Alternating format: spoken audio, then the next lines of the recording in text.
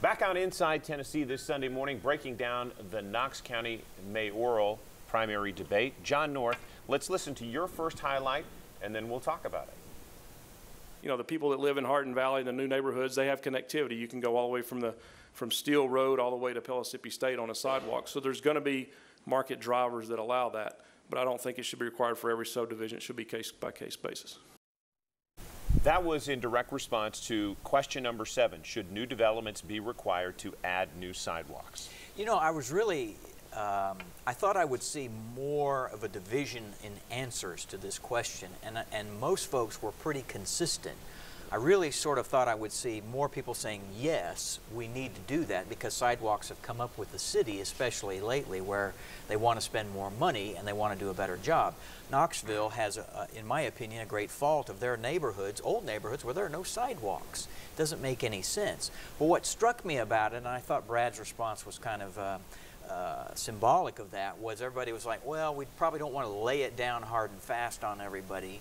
It ought to be a case by case. There should be some choice. I think Glenn Jacobs said, I live out in the country. I don't live in a place where it would be practical to have sidewalks. But it was kind of interesting to me that everybody was like, well, you know, let's just see. It seemed like the nature of that question was for bigger developments. I mean, that we didn't say that in the question, but it seemed to allude to that. But and denser developments. And one point made, and I think it might have been Bob Thomas, if I'm not mistaken, talked about using trails, dirt trails, as a possibility, if not a sidewalk. What did you make of John's assessment and kind of that discussion around sidewalks? Yeah, I think that's exactly right. I was a little surprised as well, because it has been an issue in the city, at least. But to a person, including the 2 Democrats, both were, it should be a case-by-case situation. And if the neighborhood and the development wants it, then basically they could pay for it. Don, anything to add? No, I mean, I do think it's a hard issue. You're going to struggle to find developers. Sidewalks are very expensive, and you're going to struggle to find developers that are willing to put them in when their budget is tight. So the question is there a collaboration between government and development that could yield sidewalks? And I think the answer may be, if you're going to build so many units per square mile, per square acre, whatever it is, you've got to put sidewalks in. And if it's, you know, less dense than that, then maybe some collaboration between government and development works. But it's a tough question, a tough product, and people don't realize how expensive sidewalks really are. Well, and they don't want that price added to their home. That's exactly right. All right, let's listen to John's second highlight from Thursday night. You'd have to have a groundswell of support of citizens demanding that consolidated government. And I just don't even see a hint of it, enough to have any type of support that would take foothold. And as was said, there's a lot of people in the county that don't want some of the services that the city has, and they're comfortable with that, and they're comfortable with their taxes.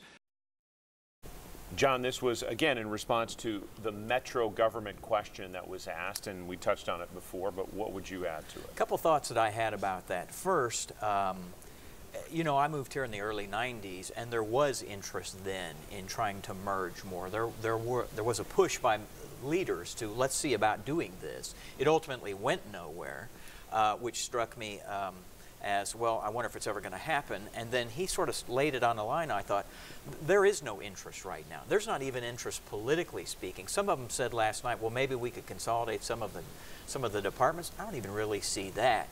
But the other point that I wanted to make, and that sort of capsulated it for me, was the debate night really felt like a county-oriented, and what I mean by that is Knox County-oriented discussion.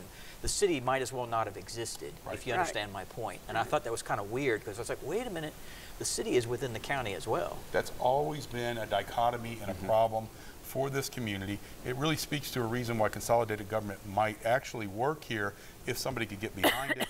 Frankly, the top cop issue has been one of the driving wedges at the top politically to keep it from happening. How do you merge the sheriff's department and the police department? Right, who becomes the top cop? In Nashville, the Constitution says, of course, that the sheriff is only responsible for the jails, and I can assure you that would not work here. that has not been a popular thing here.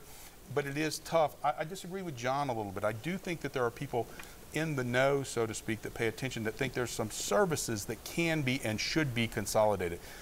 Just as was suggested by Glenn Jacobs, you know, getting your tax bills in the same envelope makes a heck of a lot more sense. You know, combining parks and rec when the greenways, you know, it doesn't matter if you're a user of the greenways, whether one foot's in the county or one foot's in the city. So there are services that can be combined, and we need to look at that very hard. And I think there are people that really do want to look at that. And I think 2 or 3 of the candidates last night talked about Parks and Rec. They did. They mentioned it. John Norris, final highlight. My pitch would be that Knox County we're in Tennessee, and we're surrounded by numerous states, and we have many rivers that lead to the ocean. Why not? John? My favorite quote of the night, I loved it. It had geography.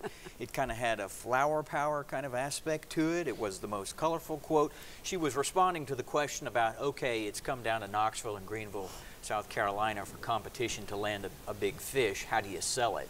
I just thought that was the kind of the comment that stuck out of the night. I was like, well, that's very nice. I'm not sure that would convince anybody. Don, who won? I thought Linda did a nice job, but Brad Anders. I'm sticking up for my party, but I think Glenn Jacobs did fine, but I really was impressed with Brad Anders. He was prepared, he had answers, and he didn't dodge questions. Susan, who won? I think certainly Brad was very competent. He showed his experience, his 26 years in government. He never got flustered. He had an answer for everything. So I think probably Brad, but I will have to go back to Glenn Jacobs. I think he definitely exceeded expectations. So if people were watching it and didn't know him at all, they probably were impressed. I think big guys can be smart. I tell you what, he is a He was big guy. Yeah, you couldn't miss him on the set, that's for sure. No. We leave you with a reminder that primary voting does start next week on Wednesday. The primary election, May 1st. It's your duty to pick one, and we'll see you next week on Inside Tennessee.